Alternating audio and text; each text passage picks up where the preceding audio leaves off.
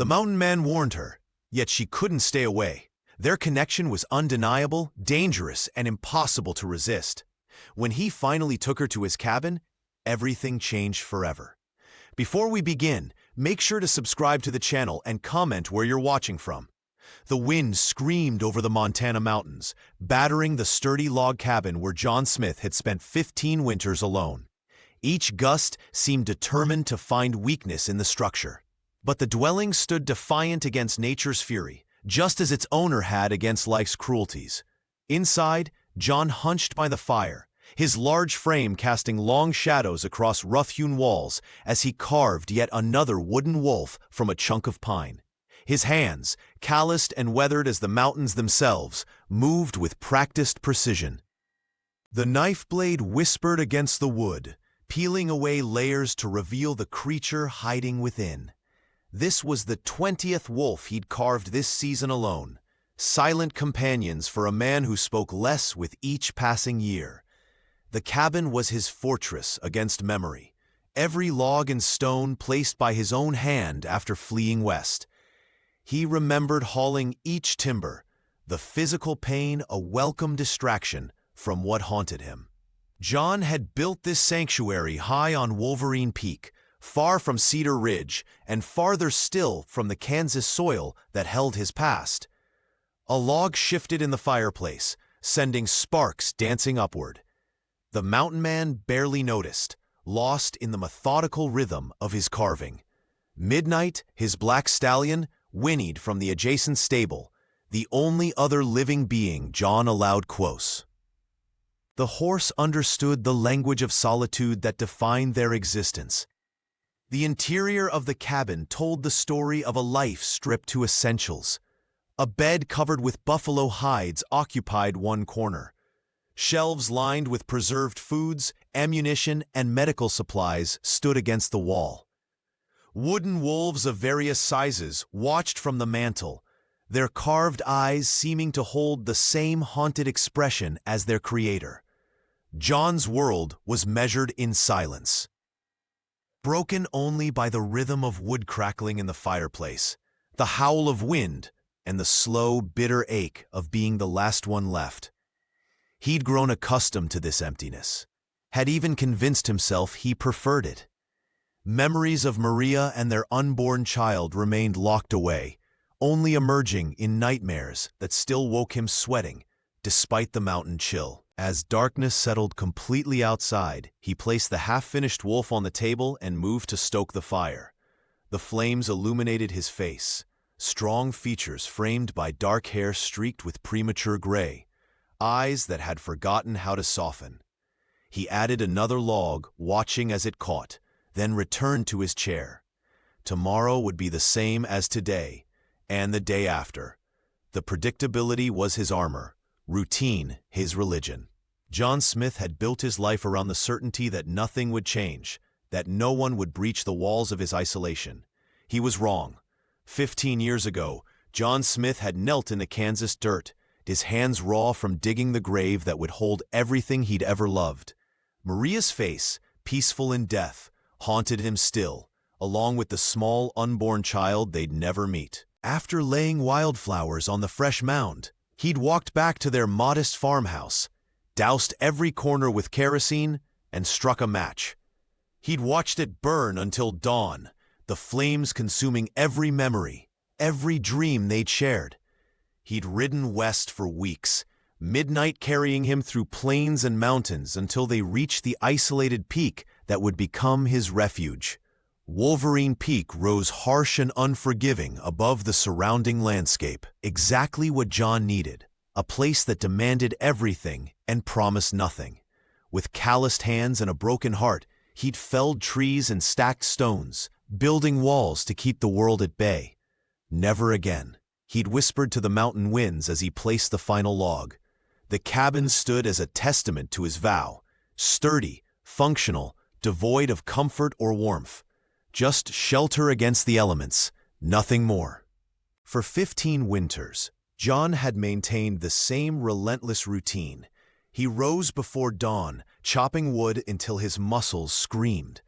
Afternoons were spent hunting or tending his small garden in summer months. Evenings found him carving by firelight, wooden wolves emerging from beneath his knife, silent companions that couldn't leave him. Between these tasks, he ate simple meals and slept dreamless sleeps. When exhaustion finally claimed him, the mountain man spoke to no one but Midnight, the powerful black stallion who'd carried him from his past. The horse understood John in ways no human could, recognizing the days when memories pressed too close, when the weight of loss bent his shoulders. On those days, Midnight would nudge John's pocket for sugar, drawing him back to the present with gentle insistence. "Just you and me, boy," John would murmur, stroking the animal's sleek neck. The stallion's dark eyes reflected understanding, a shared language of grief and survival. Sometimes, in the deepest part of winter, when snow sealed them away from the world, John would catch himself talking to Maria, telling her about the day's hunt or a new carving. Those moments of weakness always ended with him hurling another log onto the fire, as if the flames could burn away the pain that refused to die.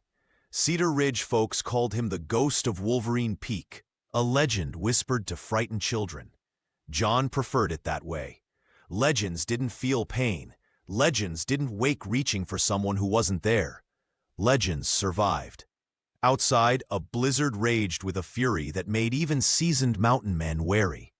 The wind howled like a wounded animal, hurling ice crystals that stung any exposed flesh and piling snowdrifts higher than a man's head. John Smith had witnessed 15 winters on Wolverine Peak, but this storm carried a particular violence that set his nerves on edge.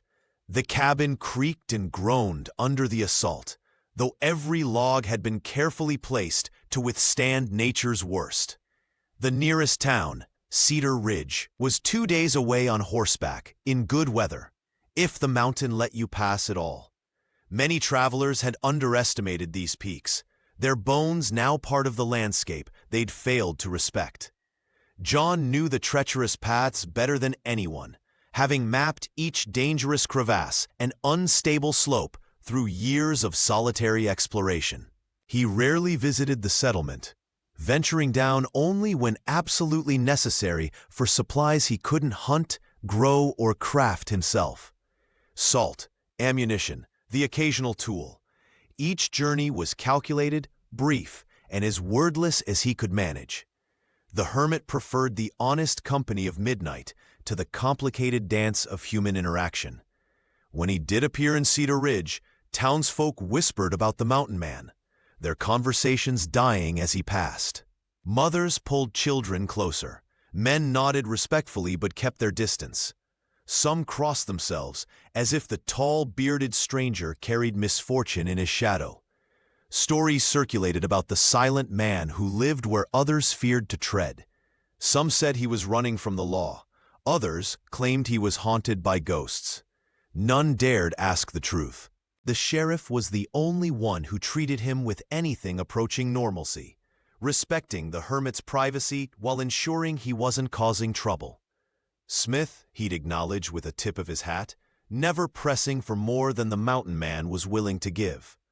John didn't mind the whispers and sidelong glances. In fact, they served his purpose, creating a barrier between himself and potential connections. Isolation was safer than risking the pain of attachment. He'd learned that lesson in the Kansas dirt, burying his heart alongside Maria and their unborn child. The memory of their graves was enough to strengthen his resolve whenever loneliness threatened to weaken it. As the blizzard intensified, rattling the windows of his fortress, John stoked the fire higher. The flames cast dancing shadows across the wooden wolves that watched from the mantel. Silent guardians carved from his grief. Outside might be chaos, but inside was order, predictability, safety. This was the life he'd chosen, the penance he'd assigned himself. And until tonight, it had been enough. The storm's fury intensified as night fell over Wolverine Peak. John Smith sat hunched by the fireplace, his weathered hands working methodically on a half-finished wooden wolf. Outside, the wind howled with unusual malice, rattling the sturdy log walls of the cabin that had been his sanctuary for 15 long winters. Something about this blizzard felt different. John paused mid-carve, his knife suspended over the wooden figure, as he listened.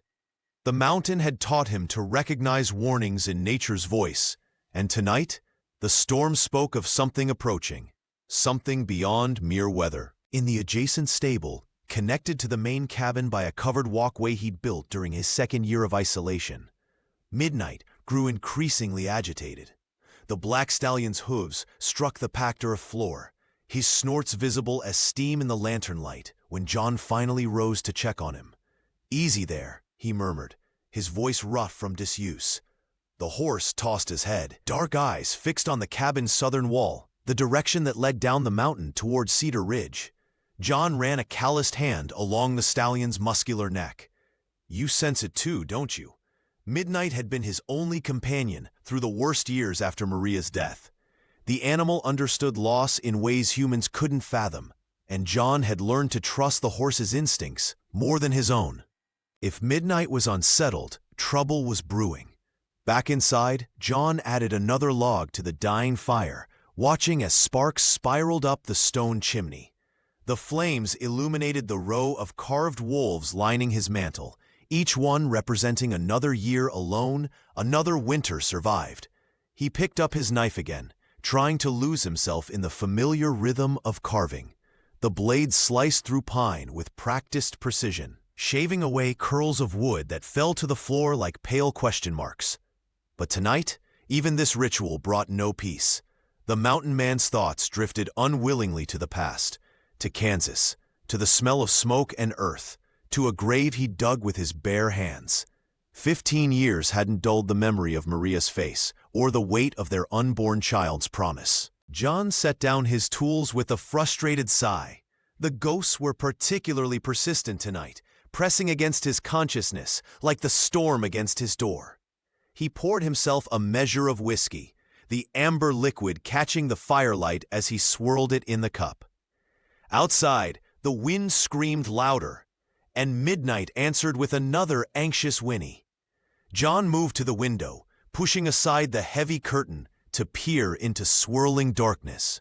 "What's coming?" he whispered. Though he knew the mountain never answered such questions directly, it simply delivered its lessons, harsh and unavoidable, leaving a man to survive them or not. Dawn broke over Wolverine Peak, revealing a world transformed. The blizzard had buried everything under 4 feet of pristine snow, erasing familiar landmarks and reshaping the landscape into something alien and beautiful. John Smith stood at his cabin door, squinting against the blinding white that stretched in every direction. The storm had finally passed, but its aftermath left an eerie silence broken only by the occasional creak of snow-laden branches. A distressed whinny echoed from the stable, pulling John from his contemplation. Midnight was restless, pawing at the ground and tossing his black mane when his owner entered. The stallion's ears were pricked forward, his dark eyes fixed intently on the valley below. In 15 years together, the mountain man had learned to trust his horse's instincts more than his own. "What is it, boy?" John murmured, his voice rough from disuse. He stroked the animal's neck, feeling the tense muscles beneath his palm. Midnight snorted, nostrils flaring, clearly agitated about something beyond their isolated homestead. The hermit's weathered face hardened with resolve. If Midnight sensed trouble, it warranted investigation. John quickly saddled the stallion, securing the cinch with practiced movements. He pulled his rifle from its leather scabbard, checking that it was loaded before returning it to its place. The weight of the weapon against his leg was reassuring, a constant companion in this unforgiving wilderness. Mounting with a fluid motion, John guided Midnight out into the drifts. The snow reached the horse's chest in places, forcing them to pick their way carefully down the mountainside. The stage road that connected Cedar Ridge to the northern settlements was barely visible, just a slight depression in the endless white. Yet John knew every turn by heart, having traveled it countless times during his rare supply runs to town. The cold bit through his layers of buckskin and wool, but he barely noticed. Years in these mountains had hardened him against such discomforts. His senses heightened as they descended, eyes scanning for movement, ears straining for sounds that didn't belong. The wilderness had taught him vigilance. Survival depended on noticing what others missed. Midnight suddenly halted, ears swiveling forward. John tensed, one hand moving instinctively to his rifle. Something was wrong. The mountain man had prepared himself for many possibilities. Wolves, bears awakened from hibernation, perhaps even desperate travelers caught in the storm. But nothing in his 15 years of solitude could have prepared him for what waited below. As he urged his stallion forward, John Smith had no idea that his carefully constructed isolation was about to shatter completely, and that the fortress he'd built against human connection would soon face its greatest test. John Smith crested the ridge, his eyes narrowing against the blinding white landscape. The wreckage appeared suddenly, a Concorde stagecoach shattered against a stand of pines, its wooden frames splintered beyond repair. The horses remained frozen in their traces, their once powerful bodies now rigid monuments to the storm's cruelty. The mountain man dismounted, his boots sinking deep into the fresh powder. His practiced gaze surveyed the scene with grim efficiency. Bodies lay scattered around the crash site, their final moments written in the disturbed snow. These travelers had been unprepared for Montana's merciless winter, city folk who'd underestimated the mountain's rage. Among the debris, John spotted items that told fragments of interrupted lives. A leather valise spilling fine Boston clothing, a wooden toy soldier half buried in white, dark crimson stains marking where the mountain had claimed its toll. His weathered face remained impassive, having witnessed death's handiwork too many times before. He was about to turn back when midnight whinnied softly, ears pricked toward a large boulder 30 yards from the main wreckage. Something in the horse's behavior made John pause. Following the stallion's instinct, he trudged through knee-deep snow toward the rock formation. There, partially concealed beneath a drift, lay a woman. Her fine dress, once elegant, now soaked and torn, spoke of wealth and cities far from these unforgiving peaks. Dark hair fanned across the snow, framing a face as pale as the landscape surrounding her. Sarah Johnson, though John didn't yet know her name, appeared like a porcelain doll discarded by some careless giant hand. He knelt beside her, expecting to find what he'd found with the others. Death was no stranger here. But when his calloused fingers pressed against her neck, the impossible happened. A pulse, faint but persistent, fluttered beneath his touch. Her flesh felt cold as marble, yet something in her refused to surrender to the mountain's embrace. "Still alive," he muttered, his breath clouding in the frigid air. John hesitated only briefly. 15 years of solitude had taught him to avoid entanglements, to let nature take its course. But his hands moved with a will of their own, brushing snow from her limbs, assessing for broken bones. The woman didn't stir, but her shallow breaths created tiny clouds that dissipated in the winter air. Survival instinct overrode his reluctance. In one fluid motion, he gathered her limp form against his chest, her weight slight in his strong arms. The mountain had claimed enough today. This one, at least, might be saved. John Smith stared at the woman's half-frozen body, his weathered face a mask of conflict. The mountain had its rules. The weak perished. The unprepared became part of the landscape. It wasn't his place to interfere with nature's judgment. 15 years of solitude had taught him to avoid entanglements, to let the world beyond his cabin solve its own problems. Yet his calloused hands betrayed him, moving with a will of their own. Before his mind could form the arguments against it, he was already kneeling in the snow, brushing ice crystals from her pale face. Her skin felt like marble beneath his fingertips. But there, almost imperceptible, was the flutter of a pulse at her throat. "Damn it all," he muttered, his voice rough from disuse. The woman's fine Boston clothing was soaked through, her delicate features blue-tinged from the cold. She wouldn't last another hour in these conditions. John gathered her limp form into his arms, surprised at how little she weighed. Her head lolled against his chest as he stood, cradling her like something precious and broken.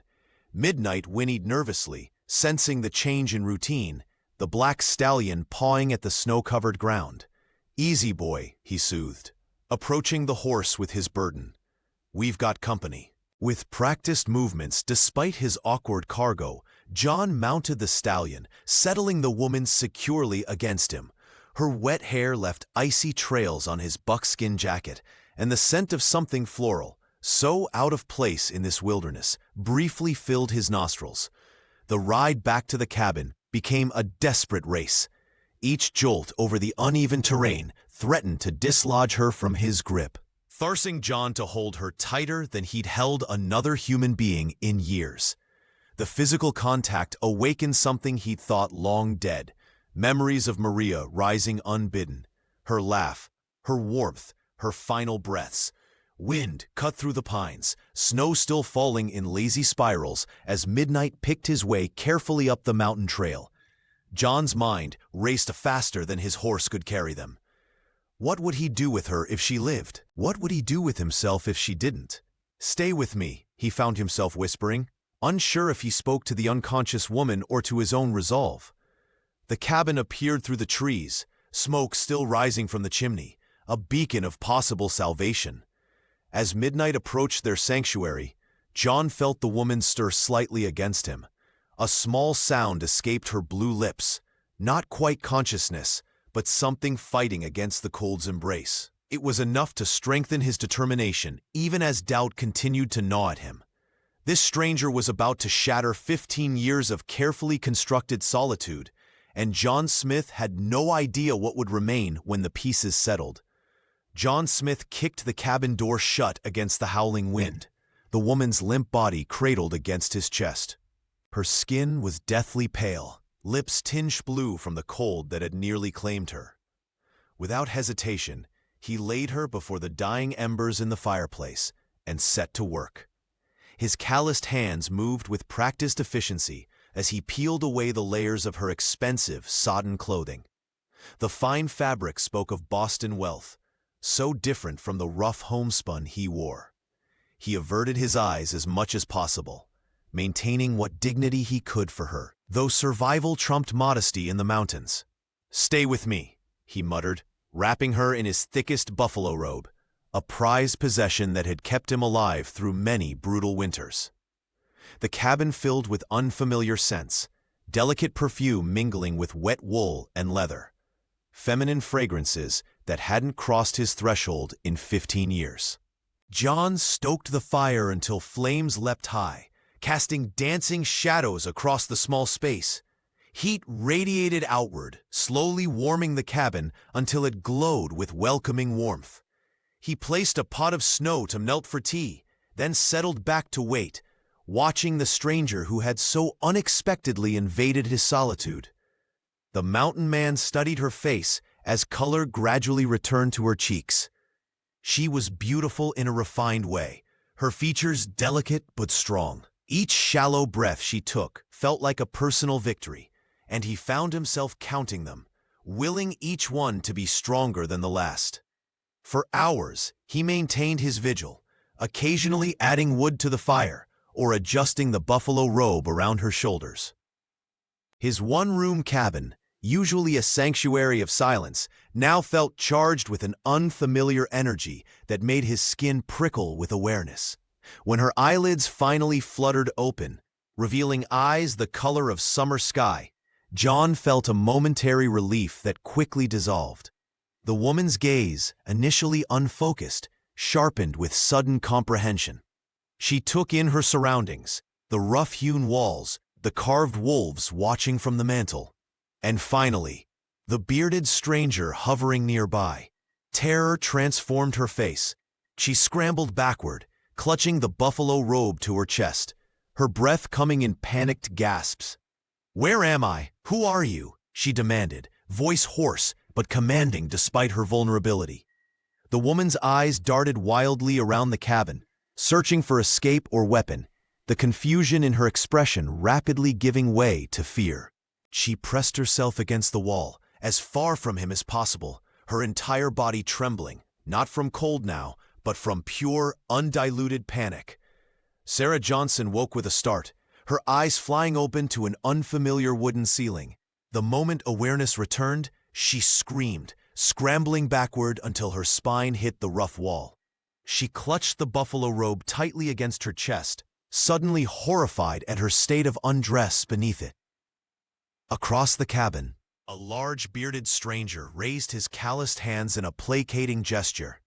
His voice, when it finally came, sounded rough and unpracticed, as though speaking was a forgotten skill. "I found you in the snow," John Smith explained, keeping his distance. "Stage went off the road. You were half frozen, had to get you warm or you'd have died." Sarah's eyes darted wildly around the small cabin, the crackling fire, the carved wooden wolves on the mantel, the single bed where she'd awakened. Her mind raced with terrifying possibilities. "My clothes," she demanded, voice trembling. "Hanging to dry," the mountain man replied, gesturing toward the fireplace, where her fine Boston garments hung limply. "They were soaked through. Wouldn't have helped you survive." The woman's breathing came in short, panicked bursts. "The others?" "There were 6 passengers. A family with a little girl, a businessman, the driver." John's weathered face grew solemn. "No one else made it. Storm took them. Found you under a drift by the big boulder. Only one with a pulse." The words hit Sarah like physical blows. She remembered the cheerful little girl who'd shown her a cloth doll, the elderly couple who'd shared their lunch. All gone. The reality of what had happened, what could have happened to her, crashed down with devastating force. Her terror transformed into grief, raw and overwhelming. Sobs tore from her throat, filling the small space with sounds John hadn't heard since his own darkest days. He stood awkwardly, recognizing the particular agony of survivor's guilt etched across her face. "I should have died with them," she choked out between sobs. "But you didn't," John replied simply. Sarah pulled the robe tighter, her shoulders shaking with each ragged breath. The mountain man moved cautiously to the wood stove, pouring something into a tin cup before approaching slowly, like one might a wounded animal. "Drink," he offered, setting the cup within her reach without coming too close. "It's just tea." She hesitated, then took it with trembling hands. The warmth seeped into her fingers as she studied her rescuer through tear-blurred eyes. His expression remained unreadable, but something in his gaze suggested he understood her pain more intimately than she could know. "Thank you," she whispered, the words inadequate for what he'd done. "For saving my life." John nodded once, then turned away, giving her space to process her grief and the strange new reality in which she found herself, alone in a cabin with a reclusive stranger on a mountain blanketed in deadly white. As the morning light filtered through the cabin's small windows, Sarah Johnson finally found her voice.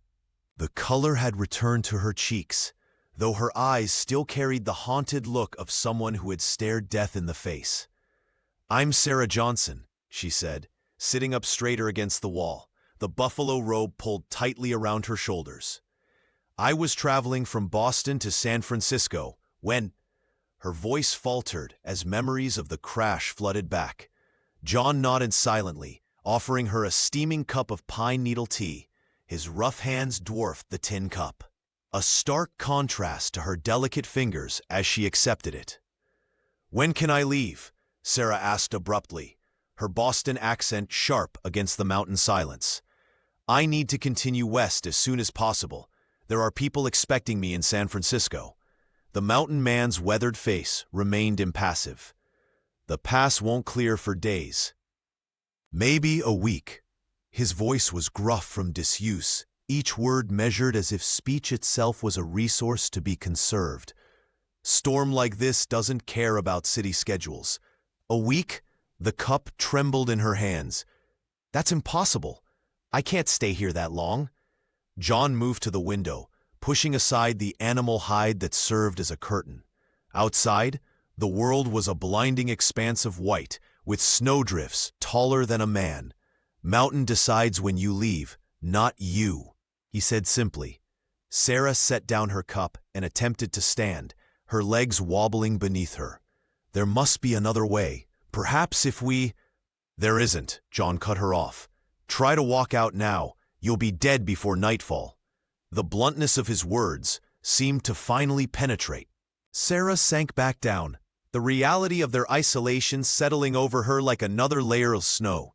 She glanced around the cabin, at the sparse furnishings, the wooden wolves lined up on the mantel, the single bed where she had lain unconscious.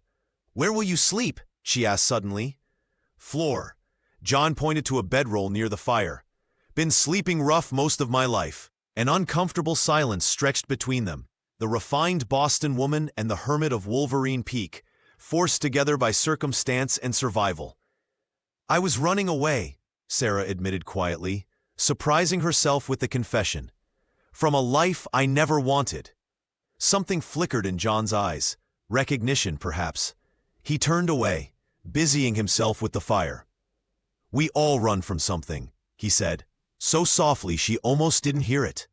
"But the mountain has a way of making you face what follows." That first night in the cabin stretched like an eternity. John Smith sat on his wooden stool, deliberately keeping his distance from the woman he'd rescued. The mountain man's hands, usually so steady when carving or hunting, now fidgeted with anything they could find, stoking the fire, rearranging supplies, cleaning his rifle for the third time that evening. Anything to avoid looking directly at Sarah. Sarah Johnson remained huddled by the hearth, the buffalo robe clutched tightly around her shoulders. Her dark hair had dried in wild tangles around her face, and her eyes, still red from crying, darted nervously around the unfamiliar surroundings. The cabin's single room suddenly felt impossibly small to both of them. "I can't stay in this blanket," she finally said, breaking the heavy silence. Her Boston accent sounded foreign against the cabin walls. "Do you have anything I might wear?" John nodded curtly, moving to the crude wooden chest where he kept his few possessions.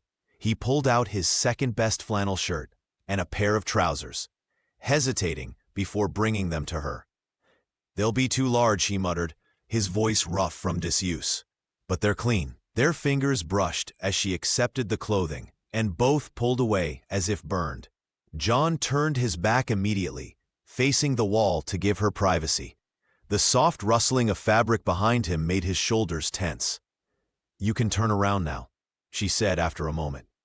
The sight of Sarah in his clothing stirred something in John he'd thought long dead. The flannel hung loosely on her slender frame, the sleeves rolled up multiple times to free her hands. The trousers were cinched with a piece of rope at her waist, the cuffs pooling around her ankles. She looked absurd, and yet somehow right, standing there in his cabin, wearing his clothes. "Thank you," she said, her chin lifting slightly, "for the clothing, and for saving my life." The gratitude in her voice carried a note of disbelief, as though she couldn't quite reconcile the gruff hermit before her with the man who'd pulled her from certain death. John merely nodded, uncomfortable with her thanks. Every item he'd given her, the robe, the clothing, the space by his fire, felt like another piece of his carefully constructed isolation crumbling away. For 15 years, he'd shared nothing, needed no one. Now this woman from Boston had upended everything in less than a day. "We should sleep," he said abruptly, pointing to his bed. "You take that. I'll use the floor." Sarah opened her mouth as if to protest, then seemed to think better of it. "Thank you," she said again, more softly this time. Neither of them slept much that night. The howling of the wind became a familiar companion as the days stretched into a week. Sarah Johnson found herself falling into the rhythm of cabin life, her initial resistance melting away like snow near the hearth. The small space that had first felt like a prison now offered unexpected comfort against the relentless storm outside. She learned to move efficiently in the cramped quarters, ducking beneath the low beam near the kitchen area and knowing exactly which floorboard creaked loudest. John's simple meals, rabbit stew, dried venison, and foraged berries preserved from autumn, no longer seemed bland to her Boston-trained palate. She even found herself looking forward to the strong black coffee he brewed each morning, a ritual that marked the beginning of another day together. Most surprising was how his silence had transformed. What once felt threatening now seemed peaceful, like the quiet of a library rather than the tension before a storm. She'd stopped trying to fill every moment with nervous chatter, learning instead the language of shared space and meaningful glances. One evening, as the firelight cast dancing shadows across the cabin walls, Sarah's attention fixed on the collection of wooden figures arranged carefully on the rough-hewn mantel. Her fingers reached out, tracing the intricate details of a wolf caught mid-howl. "These are beautiful," she said softly. "Did you make them all?" John looked up from where he sat sharpening his hunting knife, his hands pausing in their rhythmic motion. For a moment, Sarah thought he might retreat back into silence, but instead he set the blade aside. "Started carving after Maria died," he answered, his voice still rough from years of disuse. "Helps quiet the mind when the memories get too loud." Sarah picked up another wolf, this one crouched as if ready to pounce. "Why wolves?" The mountain man's weathered face softened almost imperceptibly. "They mate for life. Hunt alone sometimes, but always return to the pack." His calloused fingers brushed against one of the figures. "When I first came here, a pack would howl every night on the ridge. Felt like they understood something about loss I couldn't put into words." Sarah placed the carving back carefully, struck by this glimpse into his wounded heart. "They're your companions." John nodded, meeting her eyes briefly before looking away. Man who hunts alone still needs something to remind him he's human. The confession hung between them, fragile as frost on a window pane. Sarah didn't push for more, recognizing the gift in what he'd already shared. Instead, she settled back into her place by the fire, the silence between them now filled with something that felt dangerously close to understanding. Sarah surprised John with her determination. On their 5th day trapped together, she stood in the center of the cabin, hands on her hips, and announced she wouldn't remain helpless. "Teach me to survive," she demanded, her Boston accent softening, but still present. "I won't be a burden while I'm here." John Smith raised an eyebrow, skeptical. Her delicate hands had never known real labor. That much was obvious from their unblemished softness. Yet something in her eyes, a fierce resolve, stopped him from refusing. "Splitting wood first," he said gruffly. "Can't have warmth without it." Outside, the mountain air bit through their clothing, as John demonstrated the proper stance, the swing, the follow-through. Sarah watched intently, her breath clouding in the frigid air. When he handed her the axe, she nearly dropped it, unprepared for its weight. "Plant your feet wider," he instructed, keeping his distance. "Grip lower on the handle." Her first swing barely dented the log. The second glanced off awkwardly. By the 10th attempt, frustration colored her cheeks. Yet she persisted, refusing his offers to take over. "I need to learn this," she insisted, blowing a strand of hair from her face. By midday, blisters had formed on her palms, angry red bubbles that must have stung fiercely. She never complained. Though John noticed her wincing when she thought he wasn't looking, he silently offered a pair of worn leather gloves, which she accepted with a grateful nod. The following day, Sarah asked about hunting. John showed her how to set snares along rabbit trails, explaining how to identify the subtle paths in the snow. Her fingers, clumsy at first, gradually gained dexterity as she practiced tying the wire loops. In Boston, food simply appeared on plates, she admitted, concentrating on a particularly difficult knot. "I never considered what came before." On their 7th day together, Sarah finally split a log clean through. The crack echoed across the snow-covered clearing, and her triumphant laugh, the first John had heard from her, startled them both with its brightness. "I did it," she exclaimed, turning to him with undisguised pride. John found himself smiling back, a rusty, unfamiliar sensation. "You did." That evening, they sat by the fire, a new understanding between them. Sarah examined her blistered hands without regret. "These will callus," she said, more statement than question. John nodded. "Marks of survival." "I like that," she replied softly. "Survival." As they shared a meal of rabbit stew, caught in Sarah's own snare, John realized they'd established an unspoken truce. No longer rescuer and victim, they had become reluctant partners in the business of living through the winter. The realization unsettled him almost as much as the warmth spreading through his chest when she smiled. The food stores were dwindling faster than John had anticipated. He stared at the nearly empty shelves with a grim expression, mentally calculating how long they could stretch what remained. The winter had been harsher than usual, and having an extra mouth to feed hadn't been part of his survival plan. "We need to hunt," Sarah Johnson said from behind him, her voice firm despite the obvious concern in her eyes. "And I want to help." John turned, studying her face. The Boston woman, who had arrived at his cabin barely resembling life, now stood with her shoulders squared, wearing his old flannel shirt with the sleeves rolled up. "It's not like your city markets," he warned. "Out here, you see exactly where your meal comes from. There's blood and death involved." Sarah's chin lifted slightly. "I understand that. I'm not some delicate flower who will faint at the sight of blood." Despite his reservations, John found himself nodding. They needed food, and an extra pair of hands, even inexperienced ones, could make a difference. He spent the morning teaching her how to set snares, his calloused fingers demonstrating the careful loops and triggers that would catch small game. "The trick is placement," he explained, leading her along a narrow game trail. "Animals are creatures of habit. They follow the same paths." His voice, still rough from years of disuse, softened as he pointed out the subtle signs of rabbit traffic. Sarah listened intently, asking questions that surprised him with their practicality. There was no squeamishness as she handled the wire, no hesitation as she practiced the knots. By midday, they had set 6 snares in promising locations. The next morning, they checked their traps. The first 4 were empty, but at the 5th, Sarah gave a small gasp. A snowshoe hare hung suspended, its struggle over.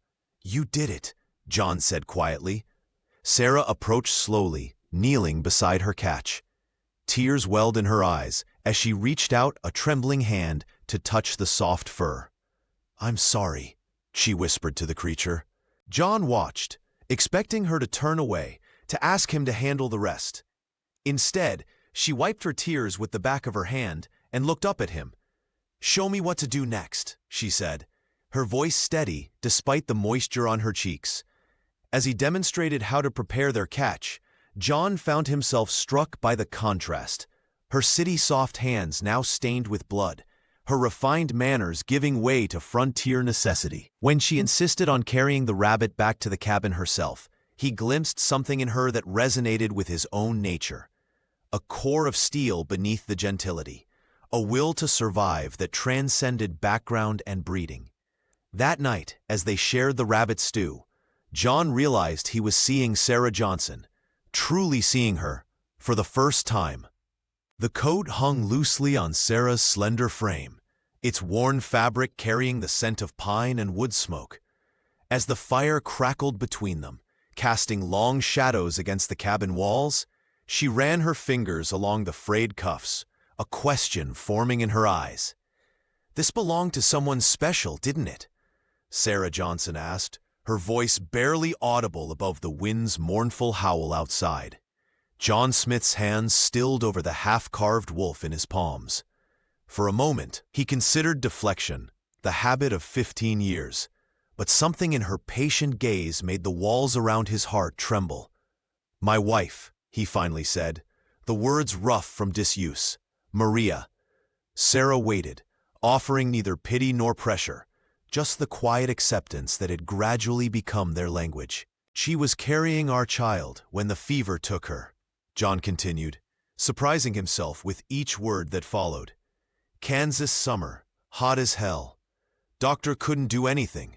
I buried them both under the cottonwood where we used to picnic. He described how he'd watched their home burn to ash, unable to bear the emptiness of rooms that would never hear Maria's laughter again.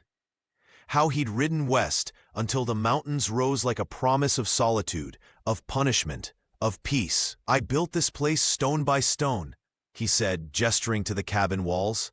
Thought if I worked hard enough, remembered little enough, I might stop feeling altogether. Sarah wrapped the coat tighter around herself. And did you stop feeling? John looked at her then, really looked at her. This city woman who'd split logs until her hands bled, who'd wept for a snared rabbit but cooked it anyway, who'd survived against impossible odds. Thought I had, he admitted, until I found you in the snow. The mountain man returned to his carving, but something had shifted. Maria's name hung in the air between them, not as a ghost, but as a truth acknowledged. For 15 years, he'd carried her memory like a wound that couldn't heal. Now sharing that burden with Sarah felt strangely like setting down a weight he'd forgotten he was carrying. Thank you, Sarah said softly, for telling me, for the coat, for everything. John nodded, unable to express how her presence had transformed his sanctuary from a prison into something else entirely. How speaking of Maria to someone who understood loss had somehow made his wife feel not further away, but closer, as if by sharing her with Sarah, he honored rather than betrayed her memory. That night, as the blizzard raged outside, something quiet and tentative bloomed in the cabin's warmth. Not quite healing, not yet love, but the fragile beginning of both. The rhythm of their days together had taken on an unexpected harmony. John Smith found himself watching Sarah's hands as she stirred the morning stew, noticing how her city-soft palms had developed calluses that matched his own. The woman who had arrived as a helpless stranger now moved through this cabin with quiet confidence, learning the patterns of mountain life with remarkable determination. Sarah had insisted on learning to carve, and John reluctantly surrendered one of his smaller knives. Her first attempts at shaping the pine blocks were clumsy, but she persisted with the same stubborn focus she'd shown when learning to split logs. When she finally produced a rough but recognizable bear figure, the pride in her eyes stirred something in him he'd thought long dead. "You're a natural," he said, his voice still rough from years of disuse. She smiled, tucking a strand of hair behind her ear. "I had a good teacher." These small exchanges grew more frequent as the days passed. They developed a language of shared glances and comfortable silences, punctuated by stories exchanged over firelight. Sarah spoke of Boston, of suffocating expectations, and the freedom she'd sought in heading west. John found himself sharing memories of his life before the mountains claimed him, fragments of the man he'd been before grief hollowed him out. But with this growing ease came a different tension. John became acutely aware of Sarah's presence, the scent of her hair when she leaned close to examine his latest carving, the brush of her fingers when passing a cup of coffee, the sound of her breathing in the night from her bedroll across the room. One morning, as they stepped outside to check the snares, Sarah's foot hit a patch of ice. She slipped with a startled cry, arms flailing. John lunged forward instinctively, catching her against his chest, his arms wrapping around her waist. The sudden contact froze them both. Her breath came in small clouds between them, her eyes wide as they met his. John felt her heartbeat against his chest, matching the thundering rhythm of his own. His hands remained at her waist, steadying her, even though she no longer needed support. "John," she whispered, her voice barely audible above the mountain wind. The sound of his name on her lips broke something loose inside him. He stepped back abruptly, releasing her as if burned. "I can't," he said, his voice hoarse with emotion. "You don't understand what you're doing to me." I can't control what you're awakening, Sarah. It's been too long since I felt. He stopped, unable to finish. Sarah stood perfectly still, her eyes never leaving his face. What if I don't want you to control it? She asked softly. John turned away, heart racing. We both know this isn't real. This is survival, nothing more. The lie hung between them, as tangible as the mountain itself. The storm had finally broken, leaving behind a pristine landscape of untouched white. Sarah Johnson stood at the cabin window, watching the sun glint off the snow with a sense of both relief and apprehension. The blizzard's end meant decisions would need to be made about her future, decisions she wasn't yet ready to face. John was outside, checking the perimeter of their sanctuary, when midnight suddenly reared. His ears pricked forward toward the valley below. The mountain man's hand instinctively moved to his rifle as he squinted against the glare. 3 dark figures on horseback were making their way up the narrow trail to his cabin. "Sarah," he called, his voice tight with warning. "Someone's coming." She joined him on the porch, shielding her eyes. As the riders drew closer, all color drained from her face. "It's Robert," she whispered. The Easterner's smile tightened. "I'm afraid you don't have a choice." He produced papers from his coat. "I have documents here, signed by a judge granting me authority as your guardian. Your unfortunate accident has clearly affected your mind." "Forged paper," Sarah spat. "I'm of sound mind and body, and I choose to stay here." Robert's pleasant facade cracked. "You belong to me. Our families have arrangements that you cannot simply abandon because of some frontier infatuation." His gaze slid dismissively over John. "Step aside, mountain man. This doesn't concern you." John's grip tightened on his rifle. "She's not property. She stays if she wants to stay." The 2 men flanking Robert shifted, hands moving to their weapons. The tension in the air was thick enough to cut with a knife as Robert's expression hardened. "I built this place with my own hands," John said quietly, his voice carrying across the snow-covered yard. "Every log, every stone, this is my home."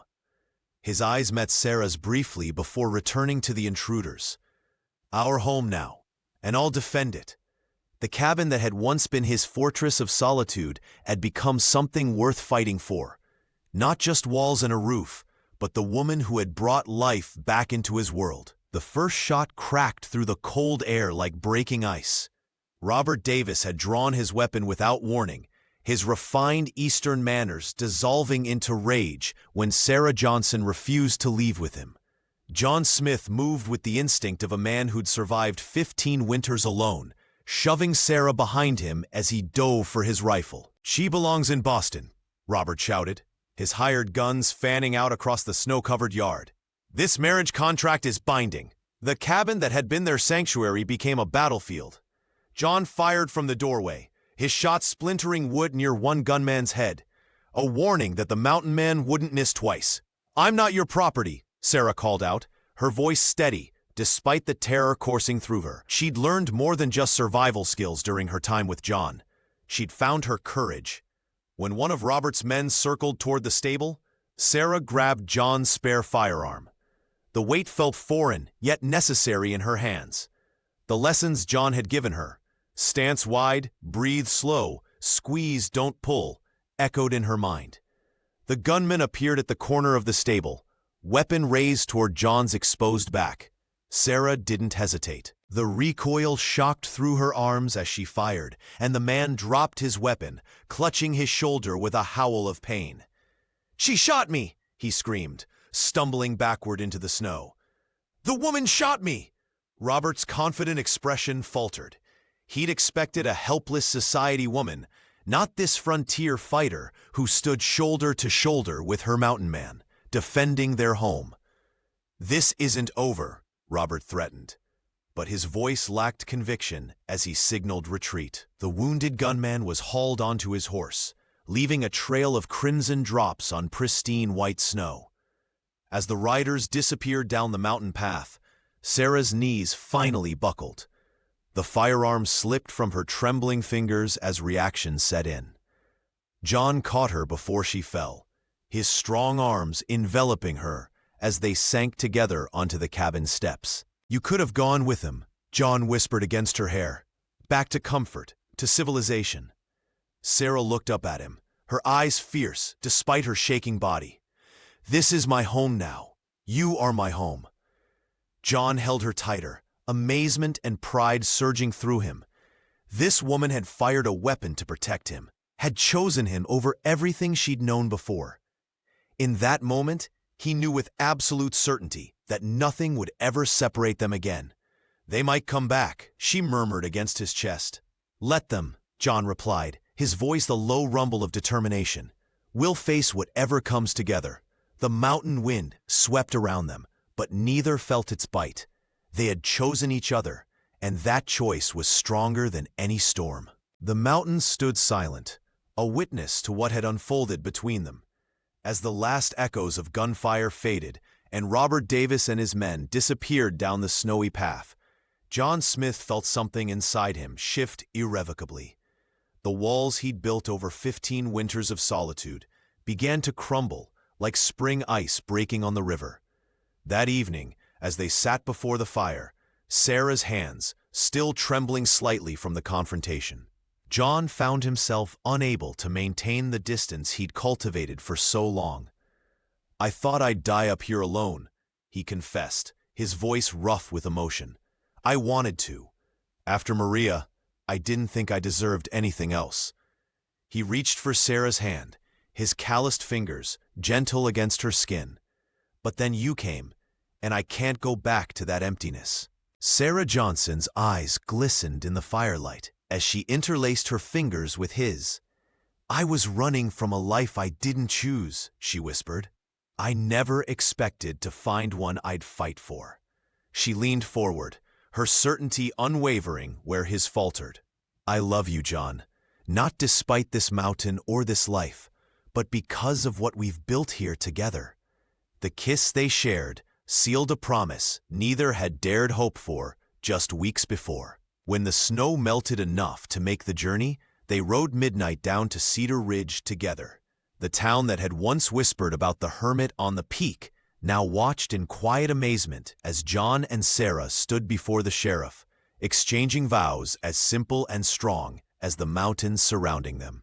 A handful of townsfolk witnessed their union: the general store owner who'd supplied John's rare visits, the blacksmith who'd always treated him fairly, and the doctor's wife who'd taken an immediate liking to Sarah's determination. They celebrated afterward with a modest meal at the town's only restaurant.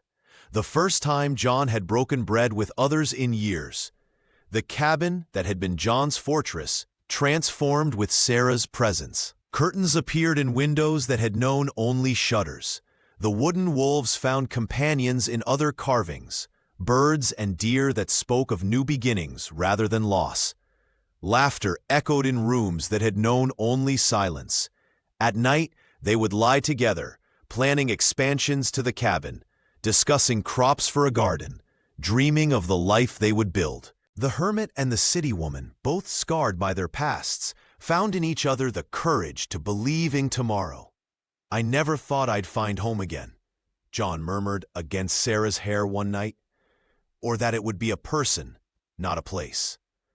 The mountain air carried the scent of wildflowers as spring arrived early on Wolverine Peak. Sarah Johnson stood in the doorway of their new house, her hand resting gently on her rounded belly. The morning sun cast a golden glow across the valley below, illuminating the life she and John had built together over the past year. She watched as John Smith worked with a young chestnut mare in the corral, his movements patient and assured. The animal, initially skittish, was gradually responding to his quiet commands. Sarah smiled, remembering how she too had once been wary of this mountain man who had saved her from certain death. "Easy now," John murmured to the horse, his voice carrying on the breeze. The same voice that had once been rough from disuse now filled their home daily with stories, laughter, and tender words. Their new house stood not far from the original cabin, which they'd kept as a workshop where John carved his wooden wolves. But unlike that solitary shelter, this home had wide windows to welcome the light, a nursery painted in soft colors, and a garden Sarah had insisted on planting despite the mountain's harsh growing conditions. The town of Cedar Ridge had gradually accepted them both. The sheriff who had witnessed their wedding now visited occasionally, bringing news and supplies. Even Midnight seemed content with the changes, grazing peacefully alongside the young mare John was training. As evening approached, Sarah prepared a simple meal while John finished his work outside. The wooden wolves he carved now told a different story. No longer companions for a lonely man, but guardians for their growing family. When darkness fell, they sat together by the fire, John's hand protectively covering Sarah's where it rested on her belly. They felt the baby kick, strong and determined like its parents. "She'll be as stubborn as you," John teased, his eyes crinkling at the corners. "Or as gentle as you've become," Sarah replied, leaning into his embrace.